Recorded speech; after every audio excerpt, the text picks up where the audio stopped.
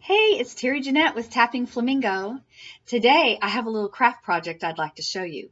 But first I want to tell you about what our church did for Halloween. Last Wednesday we decided to have our annual trunk or treat. Now for those of you who do not know what a trunk or treat is when everybody decorates their trunks of their car and then they went to the parking lot of the church and parked down there, opened up the trunk, and then the kids go from car to car trick-or-treating. This is a really good idea, particularly for those little ones who do get tired pretty quickly when you take them to the big neighborhoods. But anyway, our youngest is 20, so we don't have any little ones anymore. But I still like to do this kind of stuff. And I really didn't know what I wanted to do to decorate our van. Everything we have is in storage, and I didn't have the opportunity to go and get anything, and I didn't want to spend any money. So I started doing a little bit of inventory in our apartment, and I noticed I have a lot of polka dots. I sell 31 bags, and a lot of their bags are black and white polka dots, and I have a lot of those bags. So I thought, well, first off, I could use the Retro Metro bag to put the candy in. And the candy that I chose were M&Ms and Skittles, polka dots. And by the way, just a little quick commercial. 31 is having a special where it was for the month of October and now for the month of November. For every $35 you spend, you get the Retro Metro bag, or there's some other Retro Metro lines for half price. But anyway, so then I looked in my closet and I found an orange shirt that had white polka dots. I thought, well, I'll just wear that. And I thought, well, I'm going to get a little cold. And because I don't have my winter clothes here yet. And I did have I have some denim capris, so I wore those. And I did buy some black and orange striped stockings to wear underneath. And then I had some black sandals that I wore. And I wore these silly ears. So I guess I was kind of a polka dot cat. I had a bow tie. And I did purchase a little cheap fleece polka dot blanket in case I got cold. Fortunately, I didn't need it. We had a nice evening, but I spread it out at the bottom of on the floor of the van.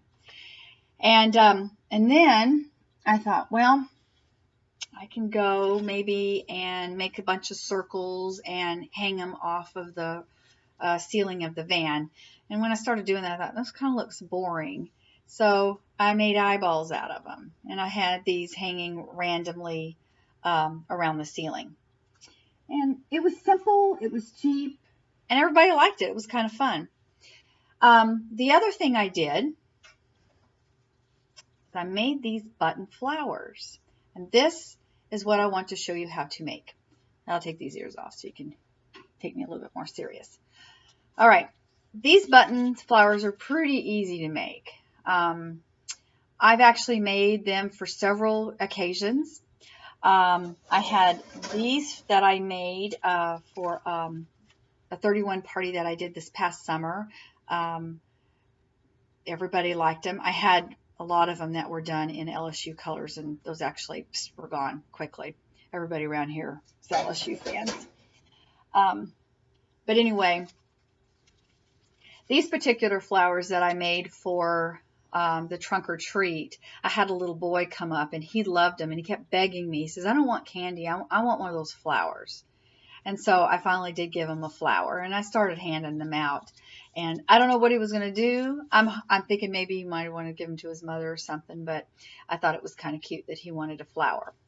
So how do you make the flowers? Well, first off, you need buttons. You can go to, any craft store. I actually got these buttons at Walmart.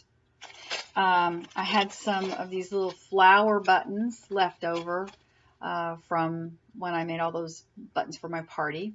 And so I decided I picked out most of the orange ones. There's a few in here, but I topped the black and white buttons off with an orange flowery button. But today I'm going to show you how to do one. And the buttons that I picked out, I got a big giant white one. And then I got a little bit of a smaller black one. and then a little bit of a smaller white one, and then I'm going to top it off with a red flower. You will also need floral wire, which you can find. I also found this at Walmart over by where the silk flowers are, and everything's pretty inexpensive. So you're going to need a floral wire, just one, and then you're going to need some pliers. And you know, if you have a toolbox, you probably have a pair of needle nose pliers or whatever, and you might even be able to use regular pliers, but these are the easiest to use. Now, the first thing you do is you take your floral wire and you bend it in half. Okay? And you kind of want to have the bottom looped a little bit. And since the red button I want to be top, that'll be the first one that I'm going to thread on. And so you just thread it into the holes. And the lighting in here is really, really bad, so bear with me. Okay. You just thread it up through there, and you're going to want to leave a little, let's see if you can see it, a little bit of a loop. You want to be careful. You don't want to just keep pushing it up and then it pops up off the loop there. I've actually had that happen. So then your next button will be the second one, of course. Anyway, you just keep threading them through like so. And the next one.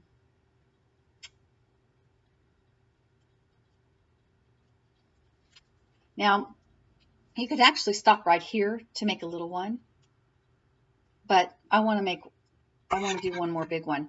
This particular button, let's see if you can see, has four, okay, there you go, has 4 holes. So instead of threading them like crisscross, or here, you want to do crisscross. Let me thread it and I'll show you.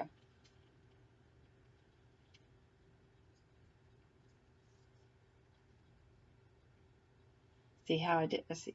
It's hard to see. I hope you can see it, but I think y'all understand. And then anyway, you thread them back up like this, and so here you have your little flower. Now you're just going to twist the bottom. Just keep twisting all the way down to the end. And these take me, I can whip these out pretty quick. I've made these buttons for several things. Last year in Kentucky, during Christmas, I had my jewelry in a coffee shop. And the lady saw these buttons and she says, "Can you make me a bunch of them? I'd like to use them for the packages." They had gift wrapping and they used them on a lot of their packages. So I got Christmas colored buttons and I made a whole bunch of them for her. So anyway, when you get to this point, you just want to finish it off just a little bit. And this is where your pliers come in handy. You butt your pliers up to the button like that, and you're just going to give it one more twist. And this kind of just stabilizes it a little bit. And I do have carpal tunnel and a lot of hand issues. So if I can do this, most of you are going to be able to do it. Now, I don't know if you can see, but notice how it's kind of twisted a little bit. You're going to want to continue just to twist a little bit more. As so. And then you have your button flower. Now, I've actually seen these buttons made into bridal bouquets. I think they're pretty cool. Some of them are just these little plastic buttons like this. Others I've seen really beautiful, sparkly buttons or vintage buttons or even brooches. But there's an endless thing you can do with these fun buttons. And I hope you tried this easy craft project. They'd be fun to do with the kids. If they can't operate the pliers, they could thread them on there and then you can use the pliers to finish them off. But anyway, that's my vlog for this week. I hope that you try this, like I said. And also, I would like to hear some of your ideas for trunk or treat. How have you decorated your cars before? I think I blogged about a couple I've done in the past. If I have, I will put those links down so you can see what else I've done. One of them was a cave, and that was kind of fun to do. But anyway, this is Terry Jeanette of Tapping Flamingo, and I hope you all have a wonderful week.